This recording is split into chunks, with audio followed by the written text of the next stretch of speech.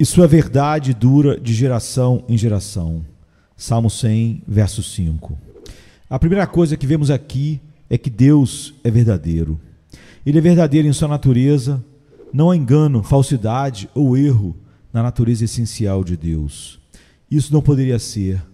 Nós, desde nosso próprio nascimento, temos coração enganoso, enganoso acima de todas as coisas, e em nós, a antiga serpente que enganou nossos primeiros pais, tem temerosamente pervertido nosso julgamento e pervertido nossas almas da sua integridade. Como resultado, muitas vezes fazem do amargo doce e do doce amargo.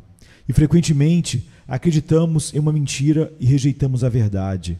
Mas Deus não é homem para que minta. Seu próprio nome é o Senhor Deus, abundante em bondade e verdade. Esta é apenas uma parte da sua santidade. Os anjos não poderiam clamar: Santo, Santo, Santo, Senhor dos exércitos, se Deus não fosse a verdade. Admita em verdade, por um único momento, por parte de Deus, e você tem de uma vez destruído a totalidade ou a santidade do seu sempre abençoado e adorável caráter. O que faz os homens mentirosos? Seja o que for, é claro que nada disso pode operar com Deus. Quando o homem diz uma mentira, muitas vezes é através do medo das consequências da verdade. Mas o eterno Senhor não pode temer consequências. Ele é onipotente. Todas as coisas estão em suas mãos. Quando o homem profere a mentira, ele frequentemente faz isso porque ele acha que não há outra maneira de realizar os seus fins. Mas a sabedoria infinita de Deus nunca está em falta de recursos ou com falta de recursos. Ele sabe como realizar a sua vontade e prazer sem adotar os dispositivos médios e esquemas de reles do pobre homem lamentável. O homem, por vezes, promete o que ele não pode executar, então ele é falso à sua promessa. Mas isto nunca pode ser o caso com o Todo-Poderoso, que tem apenas que falar e é feito, ordenar e isso estabelecer-se. A falsidade é a maldade. Não me atrevo a chamar-lhe de enfermidade ou maldade de pequenas naturezas, mas para com o grande Supremo não é possível concebê-lo agir de qualquer maneira que seja de outra forma, além de puro, reto e verdadeiro. Ele é essencialmente um Deus de verdade e justiça. Ele deve ser assim. O Senhor nosso Deus não é verdade apenas em sua natureza, mas ele é fiel à sua natureza. Nós não somos sempre fiéis a nós mesmos. Eu conheci um homem generoso que, em um ponto, tem atuado muito sem generosidade. Eu conheci um homem universalmente admitido ser justo e correto, que, no entanto, sob pressão, tem chegado a uma ação em que ele não poderia justificar. E temos lido sobre pessoas extremamente amáveis por natureza que perpetram atos cruéis em tempos de medo.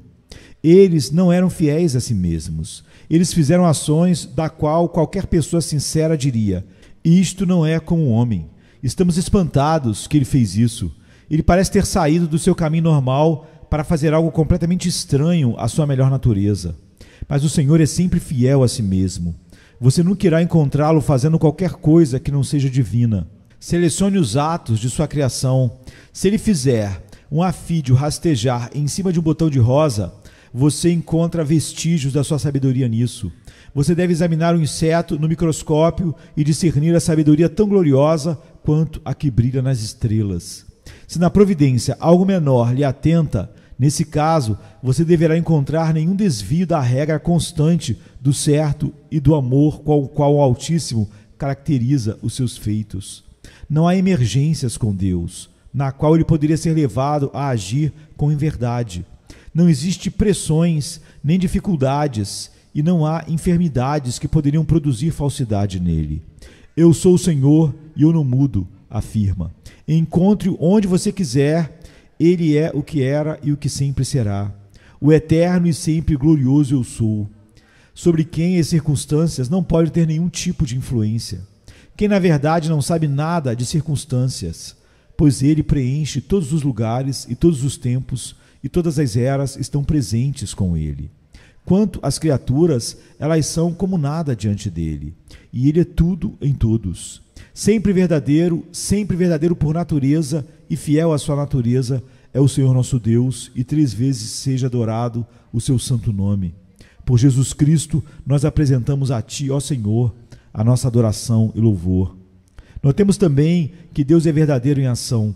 Ele tem sido verdadeiro da primeira operação da qual somos conscientes, ou seja, a realização do pacto eterno. O que Deus tem feito na eternidade, que chamamos passado, mas que para Ele é como presente, não sabemos plenamente. Nós não temos nenhuma razão para acreditar que nós sabemos muito do que Deus tem feito. Pode haver muitos outros mundos e tipos de seres existentes, como a areia do mar, pelo que sabemos. E o Senhor pode ter estado ocupado em épocas passadas com milhares de gloriosos planos e economias ainda não revelados ao homem. Nós não podemos dizer o que Ele faz ou o que Ele tem feito. Somos criaturas de um dia e não sabemos de nada. Somos como insetos que nascem em uma folha e morremos em meio aos nossos companheiros no pôr do sol. Mas Ele vive para sempre. Falamos sobre os montes eternos, mas eles são bebês que nasceram ontem, tanto quanto Ele está preocupado. Antes que os montes nascessem, ou que Tu formaste a terra e o mundo, mesmo de eternidade a eternidade, Tu és Deus. Salmos 90, verso 2. Nós dizemos, role, antigo oceano, mas o oceano não é antigo. É uma gota que caiu ontem da ponta do dedo do Criador.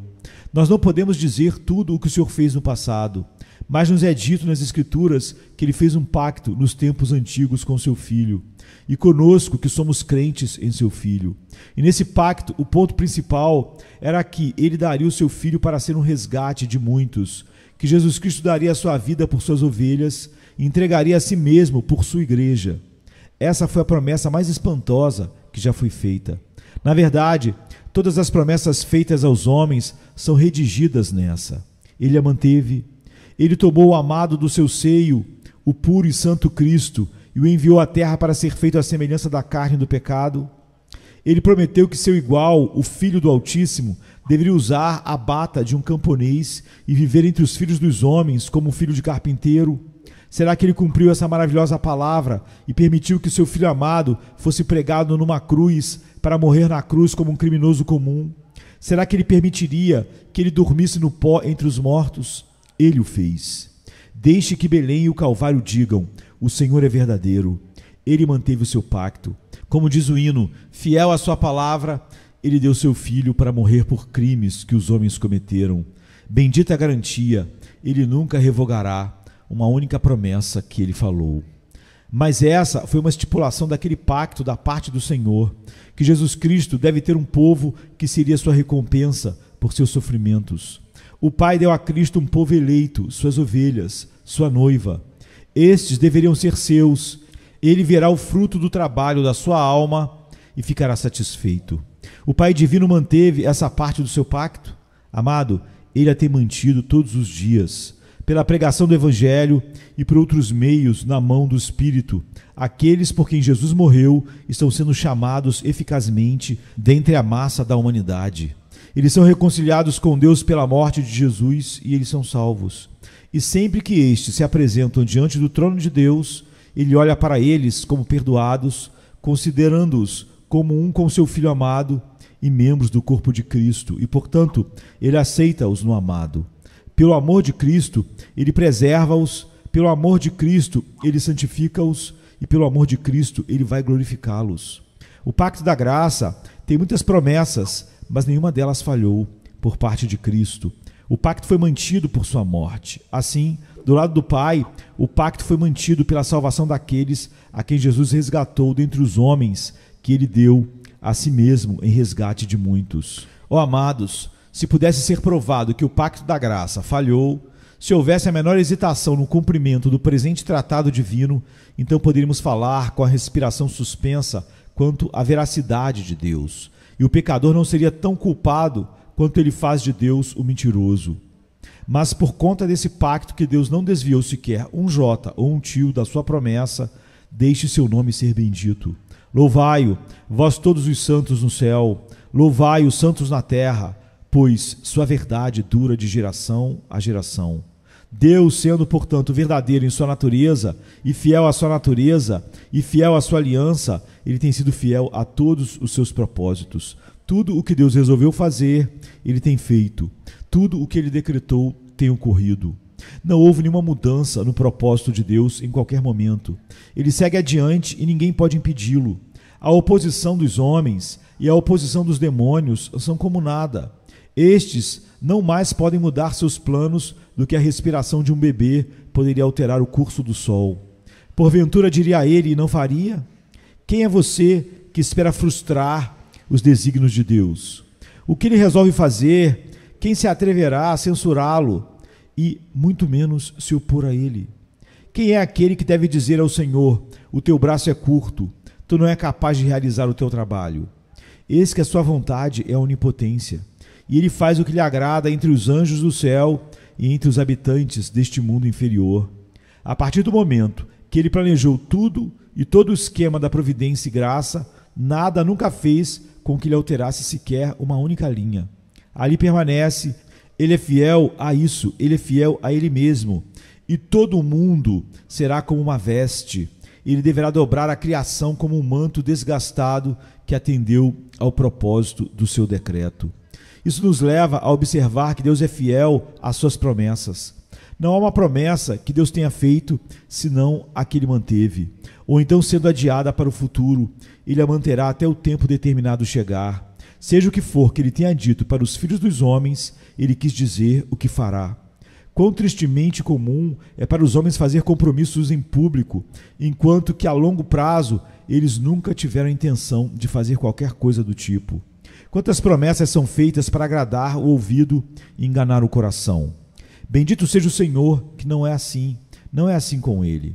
Eu amo essa passagem em que está escrito: não falei em segredo, nem em lugar algum escuro da terra. Não disse à descendência de Jacó: buscai-me em vão. Eu sou o Senhor que fala a justiça e anuncio coisas retas. Isaías 45, 19. Não há reservas mentais e equívocos jesuíticos com Deus.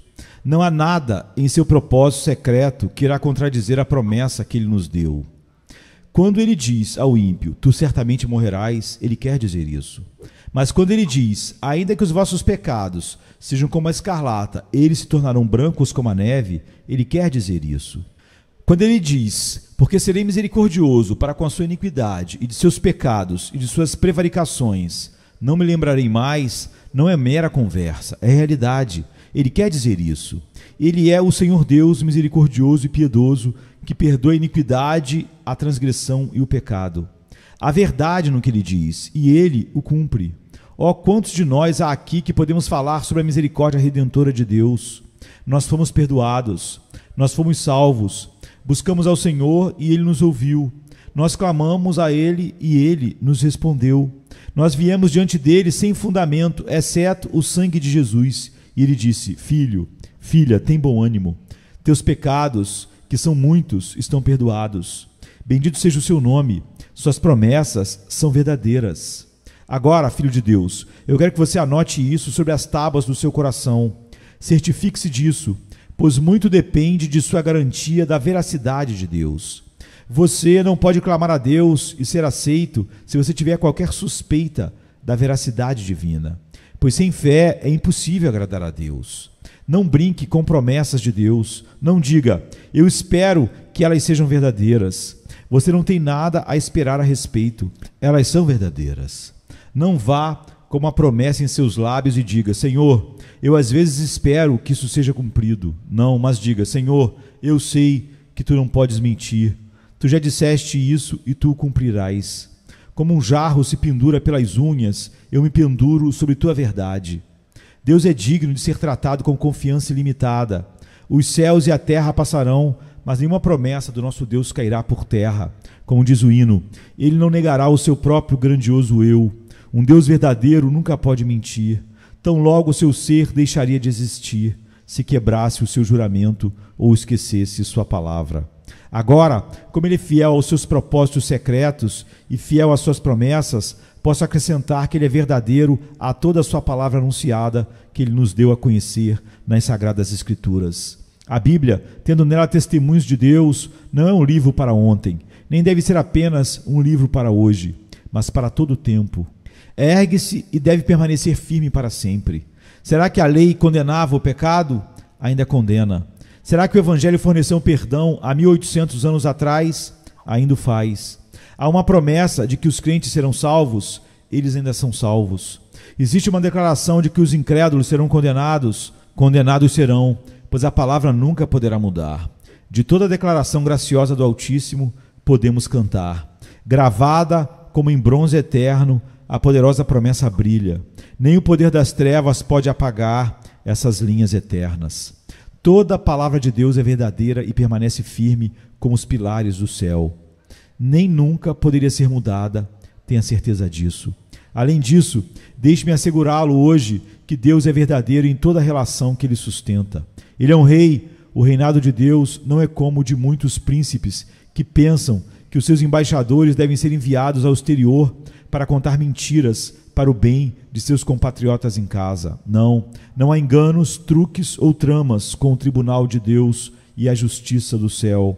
Nada do que é chamado de estratagema e intriga entra no governo de Deus. É tudo simples como ele, e tão simples e claro que desconcerta a vilania, frustra a mineração do engano e deixa os adivinhos insensatos. Ó bendito rei sobre o teu trono, os teus cortesões são homens de mãos limpas que amam as verdades de Deus em seus corações. Eles moram contigo, mas quanto aos mentirosos e enganadores, tu dizes que eles serão lançados no lago de fogo. O Senhor será verdadeiro como um juiz. Quando você e eu viermos a ser julgados diante dele, não haverá subornos, não haverá indução de testemunhas para cometer perjúrio, nem torção da lei. Em justiça julgará o mundo e seu povo com equidade. Pois ele é justo e verdadeiro em todos os seus caminhos e não inocenta o culpado. Ele só inocentará aqueles a quem ele tem feito justo através da justiça do seu Filho. Bendito seja o seu nome. Ele é verdade como um pai também. Muitos pais são maus pais, duros, esquecidos e egoístas. Nós temos pena dos filhos que possuem esses pais. Eles não são pais de maneira nenhuma, no verdadeiro sentido da palavra. Mas Deus é um pai verdadeiro, compassivo e misericordioso, ajudante e amoroso e que provê para os seus filhos. Ele é um amigo de verdade. Há amigos no mundo de uma espécie triste. Podemos chamá-los de amigos de verdade? Talvez tenhamos uma dúzia deles, amigos, enquanto nós temos um shilling, mas eles nos deixam quando nossa bolsa está vazia ou estamos sob uma nuvem. Um amigo na necessidade é amigo de verdade, diz o nosso provérbio, e tal amigo é Deus, pois como ele ajuda os desamparados. Como a viúva e o órfão, e aqueles que não têm ajuda olham para ele. E como em nosso desespero, quando estamos extremamente pressionados e esmagados sobre um fardo de problemas, nós recorremos a ele e ele tem nos ajudado. Realmente nos ajudou, pois ele é um amigo prático. Mas eu não gostaria de cansá-lo se eu fosse por todas as relações em que Deus nos sustenta. Só posso resumir tudo dizendo que ele é verdadeiro e completo em todos eles. Não há nenhuma pretensão ou zombaria com ele. E eu vou encerrar este assunto dizendo que Deus é verdadeiro para todos os homens, para todas as mulheres do mundo. Quando você chegar ao fim da vida, você descobrirá que tudo o que Deus disse é verdade. Você pode ter duvidado disso, mas a experiência vai prová-lo. Você pode chamá-lo de mentiroso, como nós provamos que os incrédulos fazem, mas você o encontrará como sendo a verdade. Você o encontrará fiel para a sua desgraça, se você morrer rejeitando-o hoje, mas seguramente verdadeiro em todos os aspectos. Alguns se atrevem a acusar Deus de favoritismo, e eu não sei o que eles não vão dizer. Essas coisas eu ouvi dizer sobre o Deus vivo, que eu não vou contaminar os meus lábios repetindo-os. Mas, pecador, você vai encontrá-lo ser imparcial. Seu julgamento diante de Deus será tão justo que você mesmo concordará. Embora ele o envie para o inferno, você será obrigado, por sua confusão sem palavras, confessar que Deus cumpriu a sua palavra com você e tem tratado imparcialmente justo. Você não vai a qualquer momento ser capaz de virar-se sobre ele e dizer: isso não foi o que foi escrito em sua Bíblia. Não é isso que seus ministros me disseram. E isso não é o que a minha consciência me diz que deve ser. Não. Mas como está escrito, assim você deve encontrar. Não corra o risco do Senhor retirar você para sempre da sua presença, pois se você morrer na incredulidade, ele vai fazê-lo. Se você rejeitá-lo, ele vai rejeitá-lo. E se você despreza seu filho, ele desprezará você. Se você viver e morrer impenitente e incrédulo, você será conduzido distante da sua presença nas trevas exteriores, onde haverá choro, pranto e ranger de dentes. E ele lhe disse que sim. Eu, às vezes, tenho pena de pessoas que são trazidos perante os magistrados por quebrar algumas de nossas novas leis que os magistrados, eles próprios, não podem administrar e que ninguém pode entender. O magistrado diz: é claro que você quebrou a lei. E o homem responde: eu não sabia disso. Eu tenho pena desse homem, nesse caso. Mas você sabe a lei do Senhor. Leis de Deus têm sido anunciadas, preso em sua consciência e impresso na Bíblia que está em todas as suas casas. E por isso, se você pecar contra os seus comandos, você peca contra a luz e conhecimento. E você será completamente sem desculpa quando ele chama você para o seu tribunal. Aqui eu deixo esta grande verdade de Deus, tendo ilustrado em um número considerável de formas. Deus é verdadeiro. O segundo tópico é que Deus é verdadeiro em todas as gerações. Este fato rompe-se em 3 aspectos: no passado, no presente e no futuro. Eu deveria ter que detê-lo aqui por um longo tempo se eu retornasse para esse primeiro aspecto a qualquer comprimento. Deus tem sido verdadeiro no passado. Toda a história sagrada e profana provará isso.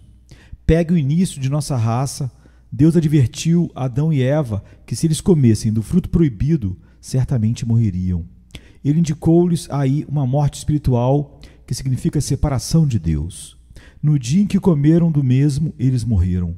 Morreram como que para toda a vida espiritual. E Adão, em vez de receber a Deus, foi esconder-se entre as árvores do jardim e sentiu que ele estava nu. Então Deus disse a ele que, com o suor do seu rosto, ele deveria comer o pão, e que a sua esposa deveria dar à luz seus filhos com dores amargas. Não tem sido assim. O trabalho de cada homem e de cada mulher prova que Deus é verdadeiro. Mas então o Senhor entrou com uma voz de misericórdia e ele disse: a semente da mulher esmagará a cabeça da serpente. E Jesus veio, a semente prometida da mulher, e ele tem ferido a cabeça de Satanás e proclamou a nós a salvação através do homem, o mediador, que também é Deus sobre todos, bendito para sempre. A primeira promessa tem sido mantida. Anos passaram e Deus destruiu o mundo com um dilúvio. Você conhece a história. Deus disse que o faria e ele o fez. Ele disse a Noé para entrar na arca e ele o salvaria. Noé entrou e Deus o salvou. Mas quando ele saiu, talvez Noé estivesse com medo de que o mundo seria destruído novamente. E quando uma chuva começou a cair, ele não sabia se as comportas do céu haviam sido recolhidas para cima, mas agora novamente iriam derrubar sobre ele inundações sem fim. Logo, ele viu nos céus a maravilhosa vista, que eu acho que nenhum de nós pode olhar sem nos maravilhar. Um arco-íris, um arco de muitas cores, não um arco manchado de sangue, mas um arco de alegria, muitas cores como flâmulas de prazer. Uma curva não virada para baixo, para atirar em nós, mas para cima, como se pudéssemos elevar nossas orações a Deus sobre ela. Um arco sem flecha, para mostrar que Deus não veio para guerrear com os homens. E o que Deus disse? Eis que eu mesmo faço meu arco nas nuvens, pois eis que eu faço uma aliança com o mundo, que sementeira e colheita, verão e inverno, frio e calor nunca falharão, e eu não vou mais destruir a terra com um dilúvio. Será que ele manteve ou não a sua palavra? Você não sentiu o frio do inverno passando por seus ossos? Será que você não suou com o calor do verão? Ele não disse que lhe daria o tempo de colheita e o calor? Ele manteve a sua aliança. Toda vez que você vê o arco-íris no céu, não, cada vez que você anda sobre a terra e descobre que o solo não é transformado em um sombrio, terrível mar devorador, você pode dizer para si mesmo: Deus é fiel. O mundo passou e veio um Abraão ao mundo, e Deus disse: sai-te da tua terra, da tua parentela e da casa do teu pai, para a terra que eu te mostrarei. Eu darei a ti e a tua descendência depois de ti. Abraão creu em Deus e foi para uma terra que não conhecia nada. Ele encontrou-a cheia de habitantes e habitou entre eles em tendas, vagando de cima para baixo. Não parecia provável que Deus lhe daria aquela terra, nem a sua descendência depois dele, pois ele não tinha filhos, e ele tinha quase 100 anos de idade. E sua esposa estava bem avançada em anos. Ele teve que esperar um longo tempo, mas Isaque veio, finalmente, e fez aquela família feliz. 450 anos se passaram. Abraão foi reunido aos seus pais e ainda não havia um israelita em toda a Canaã. Nenhum centímetro daquela terra pertencia a eles, exceto na cova de Macpela, em que o patriarca jazia morto. Mas chegou a hora de Israel chegar à terra prometida, e eles vieram. Deus enviou Moisés e disseram a Faraó para deixar o seu povo ir, pois tinha chegado a hora, e eles deveriam ir até a sua própria terra. Faraó disse: quem é o Senhor para que eu ouça a sua voz? Eu não vou obedecer a sua voz, nem tampouco deixarei ir Israel. Mas ele teve que mudar o tom e se curvar diante do homem gago que falava por Deus. Deus castigou e feriu o Egito, até que finalmente eles deixaram Israel ir.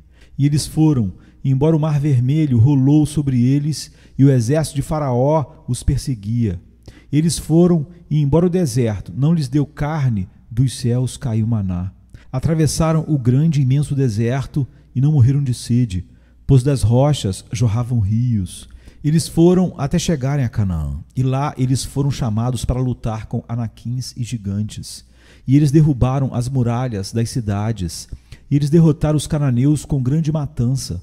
Tomaram posse da terra e habitaram ali, cada um debaixo da sua videira e debaixo da sua figueira, pois o Senhor o disse, e o Senhor cumpriu. Ele deu a terra para eles, e eles possuíram em tempo oportuno. Assim você vê, eu poderia continuar com a história o quanto você quisesse, mas tudo isso serve para mostrar que, se Deus disse, Ele o faz. Ele disse que Edom iria tornar-se desolação, e algum viajante dificilmente poderia passar por Petra nesse dia de hoje e não ver essa realidade. Ele disse que Tiro deveria tornar-se um enxugadouro das redes, e ainda está assim na sua desolação. Tudo aconteceu como o Senhor tem falado até este momento. Agora, em vez de levá-lo de volta à história antiga ou moderna, gostaria de levá-lo para a história da sua mãe ou da sua avó. Eu penso do meu querido avô, há muito tempo atrás, e do que ele costumava dizer-me. Se ele estivesse aqui hoje à noite, estou feliz que ele não esteja, porque ele está no céu, que é um lugar muito melhor para ele. Mas se ele pudesse vir do céu e pudesse falar, como ele costumava fazer quando estava aqui na terra, ele diria: ah, meu filho, eu encontrei um Deus fiel. Ele tinha uma grande família e uma renda muito pequena, mas ele amava o seu Senhor e ele não teria desistido da sua pregação do Evangelho por nada, nem mesmo por uma coroa imperial. Ele havia me dito muitas vezes como o Senhor providenciou tudo para ele. Ele tinha uma pequena fazenda para obter a sua renda e tinha uma vaca que costumava dar leite para seus muitos filhos. E um dia, quando ele veio até a vaca, ela caiu para trás cambaleando e morreu. Minha avó disse: James, como é que Deus proverá para os nossos filhos agora? O que devemos fazer para conseguir leite? Minha querida, ele disse, Deus disse que proveria, e eu acredito que ele poderia nos enviar 50 vacas se ele quisesse. Acontece que nesse dia uma série de senhores estavam reunidos em Londres, pessoas que o meu avô não sabia que estavam sentados com um comitê para a distribuição de dinheiro para ministros pobres. E eles tinham dado a todos os que tinham pedido. Meu avô nunca tinha pedido nada. Ele gostava de ganhar o seu próprio dinheiro. Ele não enviou qualquer petição ou recurso. Bem, depois que os senhores tinham distribuído a todos os que tinham pedido, haviam 5 libras e eles estavam considerando o que deveriam fazer com esse valor. Bem, disse um deles, há um senhor Spurgeon em Stambourne, em Essex, um ministro pobre. Ele precisa das 5 libras. Ó, disse o outro, não mande 5 libras, vou acrescentar mais 5 ao montante. Eu o conheço, ele é um homem digno. Não, disse o outro, não mande 10 libras. Vou dar mais 5 libras se alguém mais colocar mais 5. Na manhã seguinte, veio uma carta para o meu avô com 9 centavos de selos a pagar. Meu avô não gostava de pagar 9 centavos por uma carta, mas havia 20 libras dentro. Meu avô a abriu e então disse para minha avó, agora, você não pode confiar em Deus acerca de uma vaca velha? Essas coisas eu digo a você e você ri. E bem, você pode, mas ó, a minha alma ri, e ri meu rosto em ambos os lados, quando eu penso como Deus tem sido fiel a mim. Posso dizer-lhes sobre o meu avô, mas eu não vou falar sobre mim, pois isso seria quase tão longo quanto a história de que falei. Desde o dia em que eu saí da casa do meu pai até o dia de hoje, se não há outro homem no mundo que possa falar sobre a fidelidade de Deus, eu posso. Devo, eu vou e ninguém poderá me impedir desta glória. Ele nunca mentiu para mim ou falhou comigo, ou me deixou, mas manteve a sua palavra para todo momento e em todos os aspectos. Não, às vezes eu acho que ele tem ido além da sua palavra e feito por mim excessivamente acima do que eu entendi que ele prometeu. Ele superou minhas expectativas, mesmo quando as minhas expectativas estavam em maré alta. Se eu fosse convidar os irmãos em volta de nós, um por um, para se levantar e perguntasse: irmão, Deus cumpriu a sua palavra para com você no passado? Fale como você o encontrou. Todos testificariam sobre a verdade do Senhor. E não é apenas os irmãos, mas há muitas mulheres de idade aqui, há muitas viúvas aqui, há muitos pobres fiéis aqui. E quando eu olho em volta, eu conheço as histórias de alguns de vocês. E eu sei o que vocês diriam. Seria: bendito seja o santo nome do Senhor. Palavra alguma falhou de todas as boas coisas que o Senhor falou. Ao testemunho da história, antiga e moderna, ao testemunho das biografias dos nossos antepassados e o testemunho de nossas autobiografias também. Deus é fiel. Glória ao seu nome.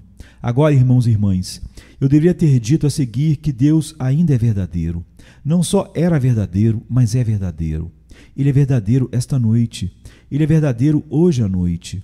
Se você quer saber disso, vá para muitas das nossas ruas em Londres hoje à noite. Vá para a ala casual do reformatório, se você quiser, e apenas escolha os mendigos, aqueles que estão em trapos e pobreza. O que você encontra? Em 9 casos de 10, como eles chegaram lá? O que os levou à pobreza absoluta? Bebida, más companhias, preguiça. E o que Deus disse? O bêbado e o preguiçoso se tornarão pobres. Deus disse que se tornariam e se tornaram. Ele diz: o preguiçoso se vestirá com trapos. Toda vez que vejo um preguiçoso em trapos, eu digo a mim mesmo: Deus é verdadeiro. Ele disse que chegaria a esse ponto. Ele nos disse que o pecado trará tristeza. E você não vê isso em todos os lugares? A maior parte da miséria no mundo pode ser atribuída a algum pecado ou outro, a alguma violação direta dos mandamentos divinos. Deus é verdadeiro. Por outro lado, veja como hoje à noite há muitos rostos felizes. Se eu fosse questionar o homem que possui esse rosto feliz: o que te faz tão feliz? Ele me diria: estou feliz porque os meus pecados foram perdoados. Como isso aconteceu? Eu criei no Senhor Jesus Cristo e eu tinha a promessa de que meus pecados seriam perdoados. E eles foram. Você uma vez teve um fardo, não foi? Sim. E você se livrou dele? Você foi à cruz de Jesus Cristo com esse fardo? Sim. E eu me livrei dele, assim como ele disse que faria. Você não fez nada mais do que isso. Não, eu simplesmente confiei em Jesus. Ele disse que eu teria paz e eu tive. Bem, mas em relação aos seus problemas diários, você tem algum? Sim, eu tenho. Fiz-lhe essa pergunta porque Jesus disse: no mundo tereis aflições.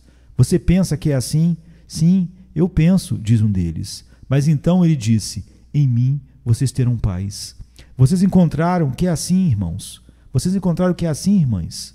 Como aconteceu com você na semana passada, quando vocês enfrentaram esses problemas, dores e perdas? Será que vocês desfrutam da paz assim como aquele? Vocês o ouviram dizer: não se turbe o vosso coração. Crede em Deus, crede também em mim. E se você creu nele, você pôde lançar o seu fardo sobre Deus, não foi? Sim, os santos testemunharão por unanimidade que sempre que confiaram em Deus, tudo esteve bem com a sua alma. E hoje à noite, assim como no passado, temos um Deus fiel. Nós temos presente aqui nesta noite qualquer amigo em grande aflição. Você esqueceu disso, suponho, durante o culto, mas agora que você lembrou disso, o impacto da tempestade virá sobre você amanhã. Será que isso alarma você? Você é um filho de Deus e você acha que o seu pai vai abandoná-lo no momento de necessidade? Não, eu não vou perguntar se você pensa assim, porque seria uma vergonha se você pensasse do seu Senhor dessa forma. Se nós nunca duvidamos de Deus, até o momento ele não deu nenhum motivo para duvidarmos dele, por que duvidaríamos agora? Você pode dizer: mas é um problema novo, Senhor. Sim, mas aquele que era o seu Deus no passado irá ajudá-lo ao longo deste novo problema. Vá a ele novamente. Mas eu temo a perda de algo muito caro e precioso. Sim, mas se assim for a vontade dele, dessa mesma forma deve ser a sua. Deus faz todas as coisas cooperarem para o seu bem. Você não acredita? Todas as coisas estão se movendo de acordo com o decreto da bondade e sabedoria, e você não deve duvidar. Como Jacó, você às vezes diz: todas essas coisas vieram sobre mim, como está em Gênesis 42:36. Mas elas não são para o teu mal, elas são todas ao teu favor. Deus está ordenando tudo para o seu bem. Agora, finalmente, Deus será a verdade para sempre. Eu não sei o quão longe nós temos que ir antes que venhamos a chegar ao fim da nossa jornada, mas isso eu sei: todo o caminho que temos que viajar é pavimentado com amor e fidelidade, e não precisamos ter medo. Em breve, vamos nos deitar sobre nossas camas e adormecer na morte. Eu louvo a Deus por isso. Eu disse a um irmão no outro dia: fulano de tal foi para casa. E o irmão respondeu: bem, para onde mais ele iria? Para onde é que o filho vai quando o dia finda, senão para casa? É muito doce pensar que os próprios filhos do Senhor virão todos para sua casa, um por um. Ele prometeu que estaremos com ele onde ele está, e isso acontecerá. Só que, como a rainha de Sabá, nos maravilharemos quando chegarmos lá e vamos dizer: eis que não disseram nem a metade do que era realmente. 1 Reis 10:7. Vamos deixar esses pobres corpos para trás na sepultura por um tempo, mas eles não serão perdidos. Eles são nossos antigos companheiros na jornada da vida, e embora os vermes os devorem, contudo, em nossa carne veremos a Deus. A trombeta soará e os mortos ressuscitarão incorruptíveis, corpo e alma. Um homem perfeito verá o Rei na sua formosura e verá a terra que está distante. Isaías 33:17. Deus disse assim e assim será. Vamos deixar a igreja para trás de nós, mas Deus cuidará da sua igreja. Não precisamos nos preocupar com isso. Ele não a deixará nem a desamparará. Vamos deixar um mundo para trás de nós, e embora este mundo seja muito mau, ele não prevalecerá contra a verdade de Deus. Pois o Senhor disse que as portas do inferno não prevalecerão contra a sua igreja, e elas não prevalecerão. Não precisamos nos preocupar com o que acontecerá quando o senhor fulano de tal morrer. As pessoas estão sempre perguntando: o que eles farão quando o seu ministro se for? O que farão quando o Spurgeon partir? O que fazer? Confie em Deus, como fizeram antes. Deus está vivo. Martim Lutero disse a um amigo certa vez, quando ele estava muito ansioso e preocupado: quando você deixará de tentar governar o mundo? E podemos dizer o mesmo uns para os outros quando estamos ansiosos e inquietos. Deus não precisa de qualquer um de nós. Pensamos que somos poderosamente importantes, mas nós realmente não somos mais importantes para os planos de Deus do que a lagarta na horta é para o Napoleão quando ele está marchando com seus exércitos através de um continente. Nós somos meras nulidades e ninguéms, exceto quando Deus quer nos usar. E muitas vezes Ele pode fazer melhor sem nós do que conosco. Ó irmãos e irmãs, as coisas vão muito bem, pois estão nas mãos de Deus. O eterno Deus vive e Ele realizará os seus desígnios, pois Ele é o Deus verdadeiro. Os pagãos serão convertidos a Cristo, porque o Senhor disse: pede-me e eu te darei as nações por herança, e os confins da terra por tua possessão. Salmo 2:8. Como eu vivo, diz o Senhor, certamente toda a carne verá a salvação de Deus. O pedido deve ser feito. Ele deve ser feito. Descanse na certeza disso. Os reinos do mundo virão a ser do nosso Senhor e do seu Cristo. Olhe para Apocalipse 11:15. O anticristo assentado sobre 7 montes deve ser jogado para baixo. O crescimento de Maomé deve diminuir. Os deuses das nações serão totalmente abolidos. Isso acontecerá, digo eu, pois não está escrito: porque convém que reine até que haja posto a todos os inimigos debaixo dos seus pés, como está em 1 Coríntios 15:25. Não sou profeta nem filho de profeta, e, portanto, não me atrevo a definir uma teoria a respeito do futuro, mas uma coisa eu sei: o Senhor reina, e que o Senhor cumprirá os seus propósitos e preservará a sua igreja no mundo. A verdade de Deus nunca morrerá. O trono de Cristo nunca será abalado, pois o prazer do Senhor prosperará em suas mãos, é o que diz a palavra. Assim temos tentado declarar a veracidade de Deus, mas quão pouco temos nos inclinado sobre esse poderoso tema. Mas estas 2 palavras e teremos concluído. Posto que Deus é verdadeiro, vocês, filhos de Deus, por que desconfiariam dele? Visto que Deus é verdadeiro, vocês pecadores, por que o fazem de mentiroso por meio da sua incredulidade? O eco responde: por quê? Nós paramos aqui. Ao Pai, Filho e Espírito Santo, seja a glória para todo sempre. Amém, queridos. Amém.